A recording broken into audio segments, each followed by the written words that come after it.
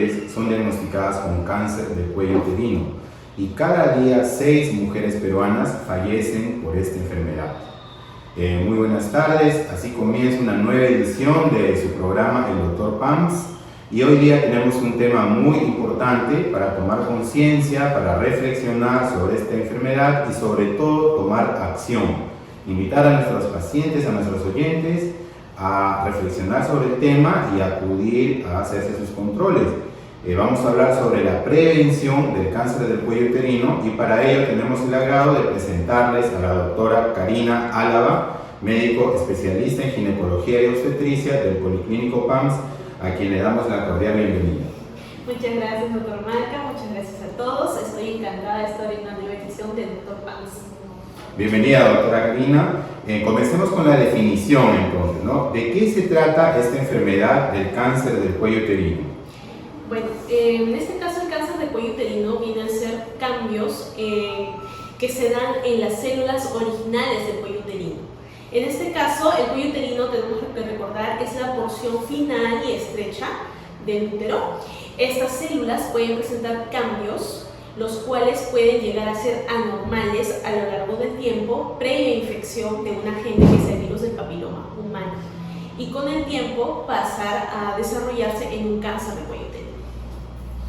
Muy interesante, entonces recordar a nuestros oyentes que nuestro país representa un grave problema de salud pública porque cada año se reportan 4.800 casos nuevos de esta enfermedad, ¿no? Llegando a ser el segundo cáncer más frecuente en la mujer peruana y la primera causa de muerte por cáncer en nuestro país, ¿no? Entonces, ¿cuáles serían los principales factores de riesgo, las causas o predisponentes para desarrollar esta enfermedad? Bueno, la principal causa para desarrollar el cáncer de cuello uterino es la infección por el virus del papiloma humano.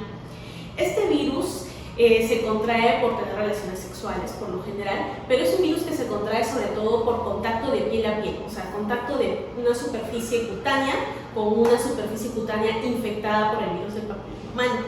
En este caso, si la infección del virus del papiloma humano es persistente o prolongada, puede generar cambios celulares anormales como la displasia, que ella vendría a ser una lesión precancerosa y luego más adelante, si esta no es tratada a tiempo, puede desarrollarse lo que es un cáncer de cuello uterino.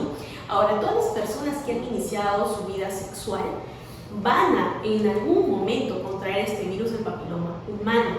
Ahora, ¿cuáles son los tipos que van a causar mayor riesgo para desarrollar cáncer de cuello uterino? En un 70% los más frecuentes son el número 16 y 18.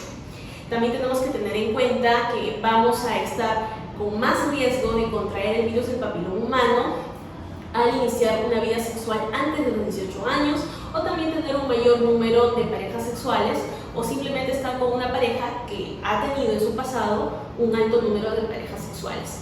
Contribuyendo a esta causa original que es el virus del papiloma humano, tenemos unos factores de riesgo que se van a adicionar. Entre ellos es la obesidad, y esto viene a ser porque generalmente el aumento del tejido adiposo también se va a dar a nivel de la vagina, lo cual puede dificultar la exposición del cuello uterino y cuando se quiera tomar una prueba preventiva, en este caso de detección temprana con el Papa Nicolau, puede ser que dificulte una toma adecuada, ¿no? Otro factor de riesgo viene a ser, se ha visto una alta asociación con el consumo de tabaco, ya sea de primera mano, o sea, fumadores, o en este caso de segunda mano, como son las personas acompañantes de fumadores, ¿no? Tercero, el factor de riesgo que también se ha visto es una alta paridad. Eso quiere decir que a mayor número de hijos, más riesgo de virus del papiloma humano y asimismo también el uso de anticonceptivos, métodos de planificación familiar y por último tener un sistema inmune debilitado. ¿Eso qué quiere decir? Personas que tal vez tengan VIH, personas con tratamiento para enfermedades autoinmunes o para evitar rechazo de trasplante de órganos pueden estar más sometidos a un riesgo de tener, en este caso, virus del papiloma humano. Entonces, este cáncer se trata de, se origina en una infección, ¿no? Una infección por el virus del papiloma humano, por lo cual podría ser tratable o prevenible, lo cual vamos a conversar más adelante, ¿no? En cuanto a los síntomas, doctora, ¿qué síntomas serían los más frecuentes, los más habituales que se podría presentar en este cáncer en las etapas iniciales y en las etapas avanzadas? Tenemos que tener en cuenta dos cosas, que generalmente cuando estamos en la etapa de lesiones precancerosas, que todavía no es cáncer, sino son simplemente ya cambios en las células. Lo que sí vamos a notar es solo con pruebas de detección temprana, o sea, aquí no va a haber ningún síntoma. El paciente puede tener estos cambios celulares, estas displasias a lo largo de los años, pero cuando ya estamos hablando de un cáncer en etapa inicial, podría presentar la paciente sangrado poscoital, podría presentar sangrado también entre ciclos menstruales, podría presentar sangrado abundante con la regla, o simplemente notar que su menstruación, su regla se prolonga más días de lo necesario. Pacientes que pueden presentar también flujo vaginal con rasgos de sangre y el que este tenga mal olor, dolor pélvico. Eso serían las fases iniciales. Y en las fases avanzadas, síntomas que se pueden presentar sería en este caso sangrado al hacer las deposiciones, dificultad para orinar, ya también que tengan cansancio y dolor pélvico. Sin embargo, para recordarle a nuestras oyentes y también las personas que nos ven a través del canal de Dr. Pans, es de que si bien estos síntomas pueden ser síntomas que se reflejan para el cáncer de cuello uterino, ya sea en fase temprana o avanzada, no quiere decir que son síntomas específicos. Muchos de estos síntomas también se presentan en otras patologías ginecológicas. Así que si alguna de ustedes presenta alguna de estas molestias, por favor acudir con nosotros para ayudarnos. Exacto, doctora. Entonces se trata de reconocer que en etapas tempranas es totalmente silencioso y ya en etapas avanzadas puede haber ciertos síntomas que son inespecíficos, no necesariamente va a ser cáncer, por lo cual es importantísimo acudir a la consulta para la evaluación del especialista aquí en el Policlínico PAMS. En el caso que esta paciente ya tomó conciencia, ya se interesó en hacerse su chequeo, ¿qué tenemos que hacer? Si presentar alguna sospecha, ¿cuáles son los exámenes, cuáles son los pasos que debemos realizar para tener el diagnóstico o el descarte del cáncer del cuello uterino? Ya, bueno, las pruebas que se realizan en este caso de primera mano y que son rutinarias y frecuentes puede ser la detección del virus del papiloma humano, que es una prueba en la cual se extraen células del canal vaginal y del cuello uterino y se busca la infección del virus del papiloma humano a nivel celular, que esté presente la infección. Esto también es conocido como el test de Covas. Otra prueba que también se suele realizar es la citología cervical, o también conocido como Papa Nicolau. Entonces, esta prueba lo que va a buscar es extraer células del cuello uterino, extenderlas en una lámina y buscar cambios celulares, ¿no? Que estas células presenten cambios anormales, para así hacer una detección temprana. Y si hubiera algún resultado inquietante en el Papa Nicolau o un test de Covas positivo, podríamos proceder a otro tipo de pruebas como la colposcopía, la cual consiste en poder visualizar la vagina y el cuello uterino con un lente de aumento, buscar lesiones sospechosas y así poder tomar una biopsia, que simplemente es la extracción de una muestra del tejido del cuello uterino para así mandarlo a estudiar y ver el origen de estos cambios. ¿Y qué personas, quiénes son las personas que deben realizarse estos exámenes? ¿A partir de qué edad? ¿Cuándo debe comenzar a realizar este chequeo preventivo para descartar el cáncer del cuello uterino?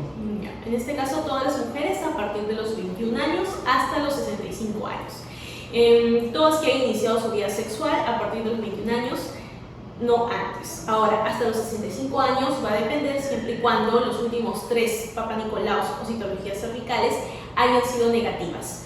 De lo contrario, si es que ha habido algún tipo de alteración o de resultado que nos llame, en este caso, a la anormalidad, su ginecólogo le dirá hasta cuándo tendrá que hacerse un seguimiento o estas pruebas de detección temprana. En caso, por ejemplo, especial como de las pacientes que han tenido una histerectomía, eso que quiere decir extracción del útero por medio de una cirugía, tendríamos que diferenciar 2 casos. Las pacientes que han sido histerectomizadas por completo, eso que quiere decir que se retira el útero junto con el cuello uterino. Entonces, si los Papa Nicolaus que han tenido este tipo de pacientes han sido negativos, no necesitarían más controles. Pero si por A o B han tenido algún tipo de citología alterada, con inflamación, con algún tipo de displasia, acudir con su ginecólogo para que le siga haciendo pruebas de detección rutinarias hasta que él lo considere necesario, ¿no? Ok, entonces doctora, esta prueba del Papa Nicolau, que es el descarte del cáncer del cuello uterino, ¿cada cuánto tiempo se debe de realizar de forma preventiva? Ya. En este caso, la citología cervical o el Papa Nicolau se puede hacer cada 2 a 3 años siempre y cuando el resultado sea negativo. Si tenemos algún resultado anormal, su médico le dirá cada cuánto tiempo tiene que hacer la frecuencia de estos exámenes. Y me olvidaba, doctor, de mencionarle respecto a la pregunta anterior, ¿qué pasa con las mujeres que han sido histerectomizadas pero se les ha dejado el cuello uterino? Estos pacientes van a tener que hacerse sus controles con citología cervical o Papa Nicolau como cualquier otra mujer que no se haya operado. Muy importante entonces de conversar con su ginecólogo en las personas que han sido operadas, si es que conservan el cuello uterino o si es que se les ha retirado para determinar si necesitan seguir haciéndose este examen. Y pasamos al campo de la prevención, ¿no? Hemos conversado que es un cáncer relacionado directamente a la infección del VPH, entonces en ese sentido, además de otros factores de riesgo, ¿no? ¿Cómo se podría prevenir esta enfermedad en las mujeres peruanas? Ok, bueno, en cuanto a métodos de prevención, recordamos lo primero, que en este caso siempre nada va a sustituir a las pruebas de detección temprana como el Papa Nicolau y la prueba del virus del papiloma humano, que lo podemos hacer cada 5 años, ¿no? Que es el test de COVAS. Esas pruebas de detección temprana tienen que hacerse periódicamente de forma regular, ¿no? Sin embargo, también tenemos otros métodos de prevención. En el caso de las mujeres y varones, utilizar métodos anticonceptivos de barrera adicionales a los métodos hormonales que usan para planificación familiar. De todas maneras, el preservativo cabe resaltar de que la protección no va a ser total. Va a haber solamente una cierta protección porque, como les había dicho, el contagio del virus del papiloma humano es piel con piel y el preservativo solo protege cierta área genital, ¿no? Hay mucho resto como la vulva, por ejemplo, el ano, el cuerpo perineal que están expuestos y estos también pueden tener un contagio por virus del papiloma humano si es que han tenido contacto piel con piel. Otro método también para tratar de disminuir es limitar la exposición al virus del papiloma humano, reduciendo el número de parejas sexuales. Nuestro mejor método actualmente es la vacuna, ¿no? Que nos puede ayudar a protegernos, en este caso, del 90% de tipos de virus del papiloma humano que pueden generar el cáncer de cuello uterino. Y entrando en ese campo de la vacuna contra el VPH, ¿nos podría orientar qué tipo de vacunas existen ahorita disponibles? ¿Cuántas dosis se necesita recibir para estar adecuadamente protegido contra esta infección? Bueno, tenemos actualmente 2 tipos de vacunas. Entre ellas tenemos la Gardasil, que cubre, en este caso nos protege para los serotipos 6, 11, 16 y 18. Y también tenemos la Gardasil 9, que nos protege de los que ya mencioné, adicionalmente del 31, 33, 48, 52 y 58. En este caso, este tipo de vacunas se pueden aplicar, según nuestra norma técnica del Estado, en niños que están cursando el 5º grado de primaria en los colegios, y en el caso de niños que por ahora no han sido vacunados en el colegio, pero que están entre las edades de 9 a 13 años, pueden ser vacunados en cualquier centro de vacunación del MINSA. ¿Y qué pasa con los pacientes, en este caso, que por ahora no han sido vacunados y hasta qué edad, ¿no? Las dosis que van a recibir los menores entre 9 y 13 años va a ser aproximadamente 2 dosis nada más, con una diferencia de 6 meses. Y las personas que tengan 13 años hasta los 26 años que se van a vacunar va a ser bajo la condición de que tal vez no se han vacunado en ningún momento o que han recibido las dosis de forma incompleta. Y en este grupo etario va a ser solamente 3 dosis. La primera dosis a los 0 meses, luego la segunda a los 2 meses y la tercera a los 6 meses. Doctora, y una pregunta adicional, ¿no? Si la paciente ya se encuentra vacunada y ha recibido sus dosis para el VPH, ¿sería necesario que siga realizándose sus chequeos ginecológicos o con esto ya queda protegida permanentemente? No, la paciente tiene que seguir haciéndose sus chequeos ginecológicos rutinarios. ¿Por qué? Porque, como les había mencionado, la vacuna Gardasil 9 protege para el 90% de serotipos que producen el cáncer de cuello uterino, pero hay un 10% todavía que no es cubierto por la vacuna. En este caso, y estamos hablando que son varios tipos de virus del papiloma humano de alto riesgo que pueden generar un cáncer de cuello uterino, así que es necesario hacerse los controles. Recordemos de que el virus del papiloma humano puede eliminarse por nuestro propio sistema inmune, pero en un proceso de 1 o 2 años, por lo tanto tienen que haberse realizado chequeos periódicos para vigilar que la infección se haya erradicado, y si no se ha erradicado o si hay cambios celulares, poder extraer o tratar estas lesiones para evitar a que se prolongue a un cáncer de cuello uterino. Asimismo, también recordar a los pacientes que si en algún momento se han puesto la vacuna del virus del papiloma humano, en este caso, seguir con los chequeos. Pacientes que se pusieron la vacuna en la primera dosis tal vez y luego descubrieron que estaban gestando, tienen que esperar a terminar la gestación para terminar de realizarse las demás dosis, ¿no?, que faltan. Sin embargo, eso no quiere decir que la vacuna no se asegura para una mujer gestando, ¿no? Es segura, pero no se recomienda colocarse durante la gestación porque no hay estudios al respecto, ¿no?, a largo plazo. Muchísimas gracias, doctora Lava, por su aporte el día de hoy en el programa del Dr. Pam sobre el cáncer del cuello uterino. Igualmente agradecerles a nuestros oyentes, quizás pedirles sus conclusiones, sus recomendaciones finales sobre el tema de hoy para nuestros oyentes del Dr. Pams. Ok, bueno, muchísimas gracias a todos los oyentes del Dr. Pams. En primer lugar, recordemos de que el cáncer de cuello uterino es un cáncer que es totalmente prevenible, haciéndose pruebas de detección temprana en forma regular y periódica.